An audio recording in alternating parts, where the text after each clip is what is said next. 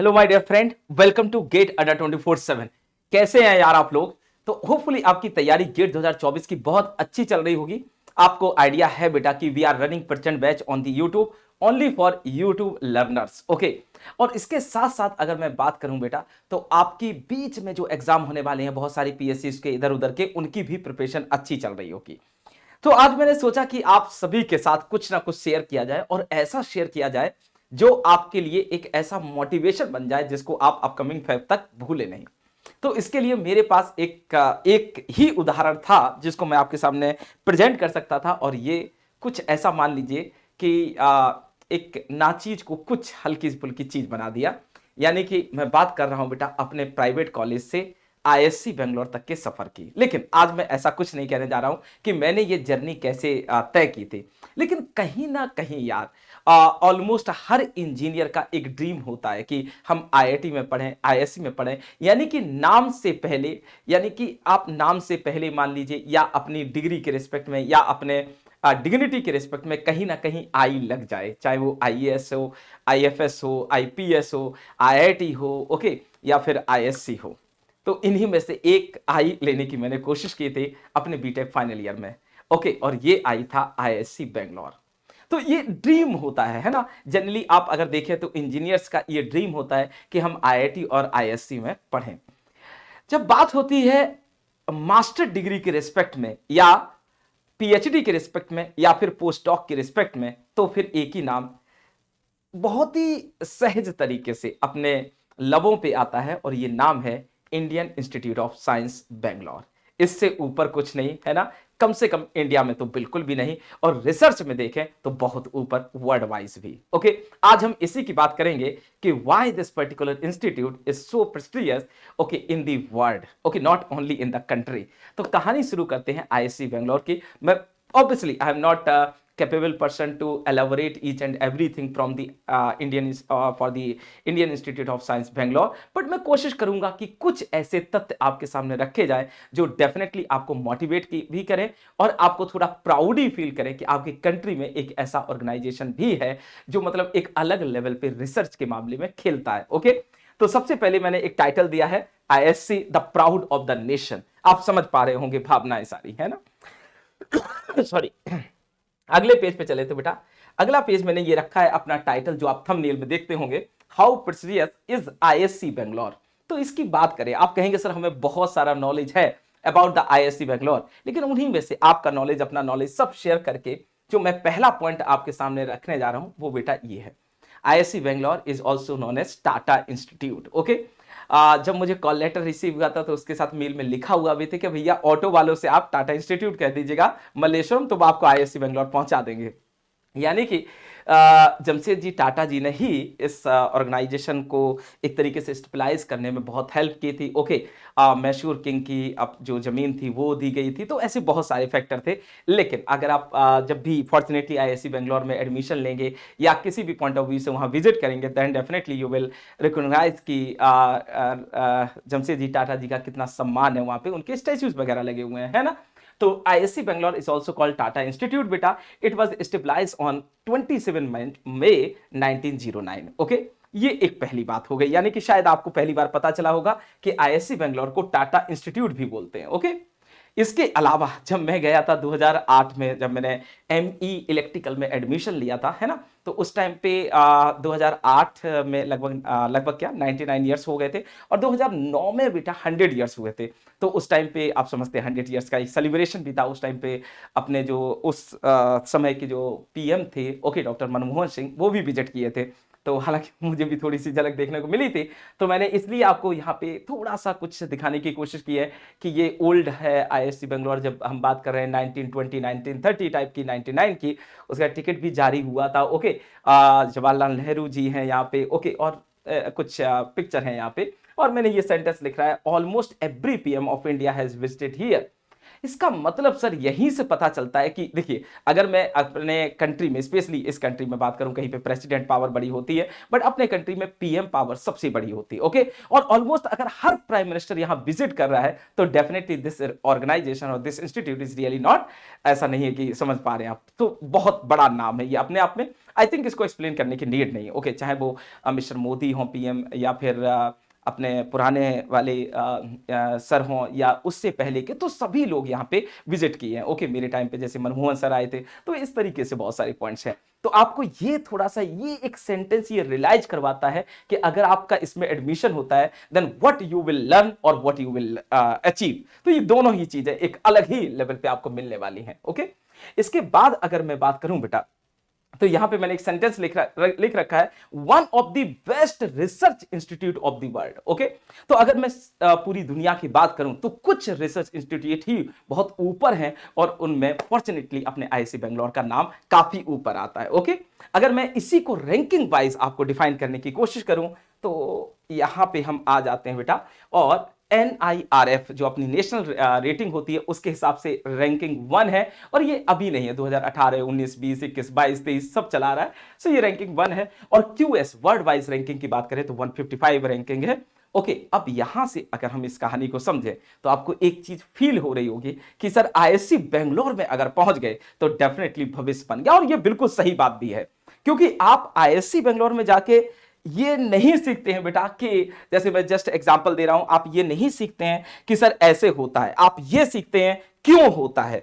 तो ये जितने भी क्यों लगते हैं आपके कंसेप्ट्स में या आपकी स्टडी में, ये क्यों रिजॉल्व होते हैं।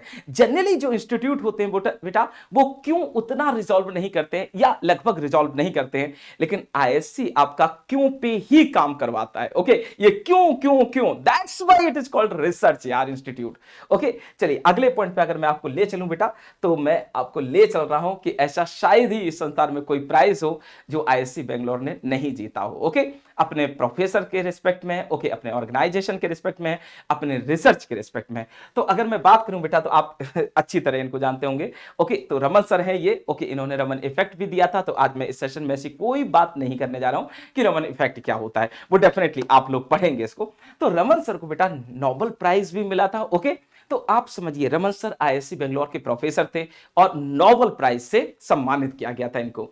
इसी के साथ साथ आईआईसी बेंगलोर के ही 2 प्रोफेसर और हैं, इनको इंक्लूड करके ही बेटा 2 प्रोफेसर हैं जिनको भारत रत्न भी मिला। मतलब एक ऐसा इंस्टीट्यूट जिसमें कोई प्रोफेसर को नोबेल प्राइज मिलता है, और इन्हीं जिनको नोबेल मिल गया यार, उनको भारत रत्न तो मिलेगा ही। तो अगले पॉइंट पे अगर हम आए, तो बेटा सर रमन को और CN राव सर को, दोनों लोगों को भारत रत्न भी मिला था। तो मेरे हिसाब से यहां पे एटलीस्ट यार कमेंट बॉक्स में क्लैपिंग होनी चाहिए कि देखिए यार, मैं आईआईसी बेंगलोर से इस फील्ड में अगर आप देखें तो हार्डली बेटा 2-3 नाम होंगे शायद जो मेरी नॉलेज में है, या 3-4 नाम होंगे हार्डली फैकल्टी वाइज जो आईआईसी बेंगलोर से हैं। मैं ऐसे नहीं कह रहा हूं, लेकिन आप जब भी पढ़ाने के तरीके में देखेंगे तो आपको बहुत फर्क लगेगा। तो एक आईआईसी का प्रोडक्ट अलग से छलक जाता है, और ये क्वालिटी है आईआईसी बेंगलोर की। ओके, कि उसका जो स्टूडेंट है वो कहीं खड़ा होगा, वो अपने आप को बता देगा भाई हम कहां से हैं। तो आई थिंक ये आपने काफी बार फील भी किया होगा। तो यहां पे सबसे पहले आप कमेंट बॉक्स में आप सभी लोगों को थोड़ा सा बधाइयां देनी है अपने इंस्टीट्यूट को। ओके, बिकॉज यार अपना प्राउड है, अपना नेशन की अपनी एक ऐसी चीज है जो वर्ल्ड वाइज लीड कर रही है। ओके, तो यहां पे सर सीवी रमन को और CN राव सर को, दोनों लोगों को भारत रत्न भी मिल चुका है। आप कहेंगे सर नोबेल प्राइज भी है, भारत रत्न भी है, इसके अलावा प्राइज अनगिनत हैं। हर प्राइज में यहां पे नहीं लिख सकता था किन प्रोफेसर को क्या मिला है, वो भी उतना ज्यादा मैं मेंशन नहीं कर सकता था बेटा, लेकिन हां इतना तो आपके सामने स्क्रीन पे मैं दिखा ही सकता हूं कि मोर देन 36 प्रोफेसर को बेटा पद्म अवार्ड मिले हैं। Okay, Padmashri, okay, Padma Vibhushan and so on. तो ये जितने भी पद्म अवार्ड हैं, ये बेटा 36, मोर देन 36 प्रोफेसर को मिल चुका है। यहां बात खत्म नहीं होती है, ये प्रोफेसर हैं।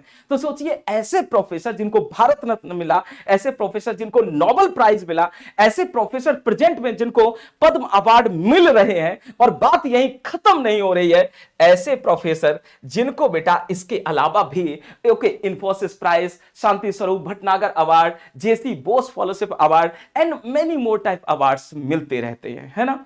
तो जब आप ऐसे प्रोफेसर के अंडर गाइडेंस लेते हैं, तो आप ये समझ लीजिए आप अर्जुन हैं और कोई आपको द्रोणाचार्य सिखा रहा है, तो आपके फेल होने का तो मतलब होता ही नहीं है ना। और यही कारण मैंने आपको काफी बार बताया कि मैंने I was in BTech final year, तो मैंने जो सीखा था वो, मतलब जब मैं आईआईसी बेंगलोर में गया, आई रियली रियलाइज कि यार ये तो लेवल कुछ है ही नहीं। ओके, तो मैंने काफी सारी आपको ऐसी कहानियां सुना रखी है, चाहे वो जी नारायण सर की हो, चाहे वो उमाकांत सर की हो, चाहे वो वी आर सर की हो, ओके, तो एकदम से नाम याद नहीं आ रहे हैं, तो इतने सारे नाम हैं, तो किसी भी सर को अगर मैं लूं तो सभी में अपने अपने आप में वो एक्सपर्टीज थे, ओके। जैसे मैं आज भी मुझे याद है विनोद जॉन सर का किस्सा कि जब वो पहली बार पढ़ाने आए थे, है ना, तो हम लोगों को लगा ठीक है, लेकिन जब यार उनका टैलेंट, उनकी नॉलेज, उनकी चीजें देखी, हवाइयां उड़ गई, समझिए आप।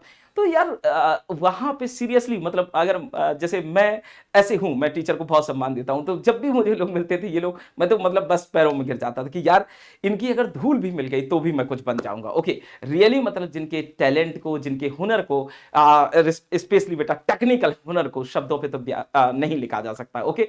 और IEEE पेपर की बात करें या इंटरनेशनल लेवल पे रिसर्च की बात करें, तो कहीं ना कहीं एक बड़ा योगदान इन सभी लोगों का रहता है, ओके। और बहुत ही जेंटल लोग हैं। आप जब मिलेंगे ना जी नारायण सर से, तो उनके दो चेहरे आपको दिखेंगे, एक वो जो क्लासरूम में है और एक वो जो क्लासरूम के बाहर है। क्लासरूम में मतलब वो अगर ऊपर भी बैठे हैं और नीचे लैब में उनके 12 बच्चे हैं, तो 12 बच्चे भी चीपी पीपी नहीं कर सकते, इतना ध्यान रखने। एक अलग ही यार लेवल है IISc बेंगलोर का। मैं इलेक्ट्रिकल का एक्सपीरियंस बता रहा हूं, अगर कोई और ब्रांच से होगा वो आपको उसके बारे में बता सकता है। तो ऐसे बहुत सारे अवार्ड अपने प्रीमियम इंस्टीट्यूट को मिलते रहते हैं, प्रोफेसर को भी, स्टूडेंट को भी, ओके। और IEEE एग्जामिनेशन में या IEEE पेपर में हमारी बहुत बड़ी भूमिका रहती है रिसर्च के रिस्पेक्ट में, ओके। तो इस पर भी बात करेंगे, लेकिन यार यहां तक हम ये समझ गए सर कि IISc बेंगलोर एक ऐसा नाम है कि जो अगर हमारे साथ जुड़ जाए तो लगभग ऑन एवरेज हम ये कह सकते हैं कि हमारा जीवन सफल हो गया, ओके। चलिए अगले पॉइंट पे आते हैं। कोई कंपैरिजन नहीं है, बिकॉज IIT अपने आप में बहुत प्रीमियम है और IISc भी उतना ही प्रीमियम है। मैं ऐसी कोई तुलना नहीं करना चाहता जिससे ऐसा रियलाइज हो कि जो IIT से बीटेक है, या बीटेक तो कंपैरिजन ही नहीं है, जो IIT से एमटेक है या PhD है वो नहीं। यार बेटा सब बराबर है, सब बढ़िया है, ओके। बस छोटा सा एक पॉइंट आ जाता है कि अगर मैं IIT की बात करूं तो जनरली यहां पे जो डिस्कशन होता है, जो आपके स्ट्रीम में जो मान लीजिए डिस्कशन है, या आपके ME प्रोग्राम में या PhD प्रोग्राम में जो डिस्कशन होता है, वो जनरली टेक्नोलॉजी या एक लेवल तक सीमित रह जाता है। जबकि यहीं पे अगर मैं IISc बेंगलोर की बात करूं तो यहां पे अगर आप MSc भी करते हैं इलेक्ट्रिकल में, ME करते हैं इलेक्ट्रिकल में, PhD और मैं पोस्ट डॉक की तो बात ही छोड़ देता हूं, तो भी आपको ये फील करवा देंगे कि you are almost equivalent. Master degree की मैं बात कर रहा हूं, मास्टर डिग्री का जो स्टूडेंट है वो ब्राइटर होगा इन अदर, जैसे कोई भी ऑर्गेनाइजेशन ले लो, इन जनरल, मैं IIT को इंक्लूड नहीं कर रहा हूं, और किसी ऑर्गेनाइजेशन X को ले लो जिसका बच्चा PhD होगा, उससे भी ज्यादा इंटेलिजेंट ये अपने मास्टर वाले स्टूडेंट को बना देते हैं जिसकी मास्टर डिग्री होती है, ओके। और यही कारण है कि IISc बेंगलोर की एक अलग छाप है, ओके। जैसे जब आप अपना कभी जाएंगे ME प्रोग्राम में या इन सब में, तो आप देखेंगे आप ही के साथ के 2-4 लोग, हो सकता है उसमें आप भी हो, पता चले 2 साल के ही पीरियड में कभी बाहर भी घूम लिए, 1-2 प्रोजेक्ट अपने बाहर के कंट्रीज में भी प्रेजेंट कर दिए, तो आप लेवल समझ सकते हैं ना। तो मैं ऐसे भी कहना चाहूंगा यहाँ पे कि यहाँ पे एक इंडियन गवर्नमेंट की बहुत बड़ी भूमिका रहती है। दे आर रेडी टू पे एनी अमाउंट, ओके। लगभग अगर मैं बात करूं तो IISc का जो बजट होता है एक साल का, I am not damn sure, but around it is 1000 crore rupees. तो 1000 करोड़ रुपए इस पे खर्च होते हैं, आप समझिए, डायरेक्टली और इनडायरेक्टली। तो एक इतना प्रीमियम इंस्टीट्यूट जिसमें रिसर्च लेवल पे आपको हर वो मौका दिया जाता है जो आप कर सकते हैं। अगर मैं आपको यहां पे और रिलेट करूं तो सर डॉक्टर अब्दुल कलाम जी, वो भी कहीं ना कहीं IISc से कनेक्टेड थे, IISc के प्रोफेसर से कनेक्टेड थे, ओके। तो इस पे भी मैं कभी आपको सुनाऊंगा ये कहानियां भी, ठीक है। तो मैं बहुत बड़ा कोई कंपैरिजन नहीं कर रहा हूं, बस मैं इतना कहना चाह रहा हूं बेटा, यहां रिसर्च ओरिएंटेड बहुत अलग लेवल पे पढ़ाई होती है। और this IISc Bangalore specially famous for बेटा मास्टर डिग्री, PhD और for post doc, whereas IIT mainly famous for BTech और PhD और एमटेक, और ये तो है ही है, ओके। बट यहां पे जब IIT की बात की जाती है तो जनरली हमारे मुंह से निकलता बीटेक, ओके। और जब IISc की बात की जाती है तो हमारे मुख से निकलता है जनरली मास्टर प्रोग्राम और PhD, ठीक है। चलिए आगे बढ़ते हैं, एक पॉइंट पे और बात कर लेते हैं हम लोग। अगला पॉइंट है बेटा अपना कि सर अगर हम रिसर्च इंस्टीट्यूट में ही देखें तो क्या क्या अपने पास कोर्सेज अवेलेबल हैं। जैसे मैं रिसर्च प्रोग्राम्स की बात करूं, ओके, IISc बेंगलोर में ही बेटा, तो बैचलर ऑफ साइंस में अपने पास फिजिक्स है, केमिस्ट्री है, मैथमेटिक्स है, बायोलॉजी है, मटेरियल साइंस है, एक्सेट्रा। सारे डिपार्टमेंट लिखना आप जानते हैं, it is really not possible, लेकिन आप समझिए फिजिक्स, केमिस्ट्री, मैथ सीधे सीधे अगर आपने बढ़िया से अपना 12th किया है, आईआईटी मेंस या एडवांस निकाला हुआ है, मेंस एडवांस, एडवांस तो तभी निकलेगा जब मेंस निकला है, मान लीजिए एडवांस थोड़ा नहीं भी खराब हो गया तो भी मेंस के थ्रू भी एडमिशन मिलेगा और आपको एडवांस के भी थ्रू एडमिशन मिलेगा, तो अलग अलग पॉइंट है। ओके, तो यहां पे जो एडमिशन लिखा है वो आप देख रहे होंगे बेटा, केवीपी पाई है, जेई मेंस और एडवांस है और नीट है। ओके, इट डिपेंड्स कि आप किस डिपार्टमेंट में जाना चाह रहे हैं। तो यहां से एक आप बेहतरीन मैथमेटिशियन या एक तरीके से फिजिक्स के बहुत बड़े ज्ञाता या केमिस्ट्री के बहुत बड़े ज्ञाता या बायोलॉजी के कुछ भी बन के निकल सकते हैं। लेकिन जहां तक मैं समझ पा रहा हूं कि आप बीटेक जनरली इस सेशन को बीटेक होल्डर देखेंगे तो उनके लिए ये ऑप्शन ऑलमोस्ट खत्म हो चुका है। ओके, लेकिन अगर कोई 12th वाला बच्चा देखता तो डेफिनेटली उसके लिए ऑप्शन अभी भी खुले हुए हैं। ओके, इसके बाद में अगर बात करूं बेटा अगले पॉइंट पे, तो अगला पॉइंट है रिसर्च प्रोग्राम में ही बैचलर ऑफ टेक्नोलॉजी का। ओके, ये जस्ट अभी स्टार्ट हुआ है, मेरे टाइम पे नहीं था। ठीक है, तो इसमें क्या है बेटा, मैथमेटिकल एंड कंप्यूटिंग। ओके, इसका जो सिलेक्शन प्रोसीजर है वो सिर्फ और सिर्फ जेई एडवांस के बेस पे है, लेकिन ये अलग एक बात हो गई, आप समझ रहे हैं, ये 12+ पे हो गई। अपने लिए क्या सर, तो अपने लिए ये पूरी स्क्रीन भरी हुई है, देख लो सही से क्या क्या है sir, EEEC, mechanical, civil, computer science, instrumentation et cetera et cetera, जो भी ब्रांचेस हैं, plus aerospace technology, earth science, supercomputer education and research centre बेटा, ultra fast laser application et cetera. Okay, यानी कि एक एक डिपार्टमेंट में, सब डिपार्टमेंट बेटा 4-4, 5-5 होते हैं। जैसे इलेक्ट्रिकल में सिर्फ इलेक्ट्रिकल नहीं है, इलेक्ट्रिकल में इलेक्ट्रिकल इंजीनियरिंग कोर हो गया। ओके, इसके अलावा सिस्टम साइंस एंड ऑटोमेशन हो गया, इसके अलावा भी 2-3 स्ट्रीम है, तो हर एक स्ट्रीम में 2-3 लाइक सब डिवीजन हो जाते हैं। तो इस तरीके से एक बड़ी फेयर लिस्ट है जिसको आप लाइक थोड़े टाइम में नहीं एक्सप्लेन कर सकते हैं। सो वी आर हैविंग बेटा मेनी ऑप्शन, जहां भी आप जिसको भी सिलेक्ट करना चाहें जा सकते हैं according to your interest. Okay, इसके लिए जो एग्जाम दिया जाता है that will be the GATE exam, sometimes only written exam, sometimes GATE plus written plus interview, sometime only GATE. Okay, तो डिपेंड करता है कि कौन से डिपार्टमेंट में आप जाना चाह रहे हैं और उस डिपार्टमेंट का सिलेक्शन प्रोसेस क्या है, तो उसके थ्रू आप जा सकते हैं। ठीक है, तो होपफुली कि आपके गेट का रिजल्ट बहुत अच्छा आया होगा, तो आप आईआईसी बेंगलोर को एंजॉय भी करेंगे डेफिनेटली। अब यहां पे मैं बताना चाह रहा हूं आपको happiest moment of my life ever. Okay, तो यहां पे लिखा हुआ है माई हैप्पीएस्ट मोमेंट एवर। आप देख रहे होंगे बेटा, admission unit Indian institute of science Bangalore 560012। Okay, यहां पे एड्रेस और लिखा हुआ है, इसको मैं छोड़ देता हूं, 7 मई 2008। ओके, यहां पे मुझे खुशखबरी मिली थी मेरे अपने परमानेंट एड्रेस पे, जिसमें लिखा था offer of admission ME programme. Okay, dear mister Ravi Babu, we are happy to inform you have been selected for admission to the ME program in electrical engineering। आप समझ पा रहे होंगे, तो जब ये लेटर मैंने रिसीव किया था, मैं शब्दों में नहीं एक्सप्लेन कर सकता कि मैं कितना खुश था। ओके, और उससे कहीं ज्यादा खुश मैं बेंगलोर जाके हुआ आईआईसी के अंदर, और उससे भी कहीं ज्यादा खुश इस बात से आज तक हूं और हमेशा रहूंगा कि मेरे पास एक एटलीस्ट ऐसी डिग्री है जिसको मैं दुनिया के सामने रख सकता हूं। ओके, मैं ये चाहता हूं बेटा कि आप सभी के पास भी एक बेहतरीन ऐसी डिग्री हो, वो आईआईटी से एमटेक की हो, आईआईटी से एमटेक पीएचडी की हो, आईएससी से एमटेक पीएचडी की हो, आईआईएसटी से एमटेक पीएचडी, कुछ भी, लेकिन एक बेहतरीन डिग्री, एक बेहतरीन नॉलेज आप डिजर्व करते हैं यार इसके लिए। ओके, डेफिनेटली आपको मूव करना चाहिए पीएसयू जॉब के रिस्पेक्ट में भी। ओके, लेकिन यार अगर आप यहां से एमटेक करते हैं या एमटेक के बाद मन करता है पीएचडी करते हैं, तो भी तो यार एक ऐसा मैदान आपके लिए खुला है जहां पे आप कितने भी बड़े लेवल पे जा सकते हैं। ओके, जैसे मैं ऐसे नहीं कह रहा हूं कि पीएसयूज खराब है, नहीं, पीएसयूज बहुत अच्छे हैं, but definitely after some time बेटा you will restrict okay yourself, क्योंकि उसके बाद ऑप्शन थोड़े रेस्ट्रिक्शन मोड में आ जाएंगे। लेकिन अगर आप रिसर्च फील्ड में हैं तो डे बाय डे आप में इंप्रूवमेंट होगा, और कल कौन सा नया कारनामा आप करके दिखा दें इसका किसी को पहले से पता है नहीं। तो अगर आप में थोड़ा भी ये हुनर है कि सर हाँ मुझ में पढ़ने की ललक है, मुझ में सीखने की ललक है, इच्छा है, तो फिर आपके लिए आईआईसी बेंगलोर के दरवाजे हमेशा खुले हैं। थोड़ी सी एंट्री के लिए मेहनत करनी पड़ेगी, लेकिन एक बार उसके अंदर चले गए तो यकीन मानिए ऐसे प्रोफेसर जो शायद आपकी काल्पनिक दुनिया में भी आपने महसूस ना किए हों, या शायद काल्पनिक दुनिया में भी ऐसे प्रोफेसर के बारे में ना सुना हो, ऐसे प्रोफेसर आपको टीच करेंगे और इतने जेंटल वे से कि आप गद हो जाओगे। मुझे आपने कभी ऑब्जर्व किया होगा, बीटेक में एक टीचर जो होते हैं, एक नहीं, बीटेक में जो जनरली खासतौर से प्राइवेट कॉलेज में टीचर होते हैं, जरा सा भी आ जाए तो कभी कभी ऐसा लगता है सब प्राउडी नेचर के हैं, लेकिन वहां मतलब नॉलेज अथाह भरा पड़ा है। ओके, अथाह भरा पड़ा है, और उतनी ही उनमें सरलता है, उतनी ही उनमें शांति है। आपको जो अरे हाँ यार ऐसे होता है वैसे होता है। जैसे मैं जीएन सर से बड़ा प्रभावित हुआ कि मतलब आप समझ रहे हैं, आईएससी बेंगलोर के प्रोफेसर और एक साइकिल से चलते हैं। और ऐसा नहीं कि आप समझो एज सर 60-70 होगी, नहीं, मेरे टाइम पे हार्डली उनकी एज होगी बेटा जी मेरे हिसाब से 30 और 32-33 बस।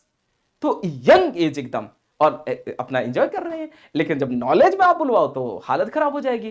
तो जब ऐसे जगह पढ़ेंगे तो डेफिनेटली आप कुछ ना कुछ तो बन के निकलेंगे ही। ओके, तो मेरी बेस्ट विशेष है आप सभी के साथ कि आप एक ना एक दिन, ज्यादा दिन नहीं, इस साल पहुंच चुके हैं और नहीं तो अगले साल आईआईसी बेंगलोर में जरूर जाएं और एक बार वहां पे 2 साल स्पेंड करके देखें। यकीन मानिए सिद्धार्थ बन के जाएंगे और गौतम बन के बाहर निकलेंगे। ओके, चलिए, thank you my dear friend.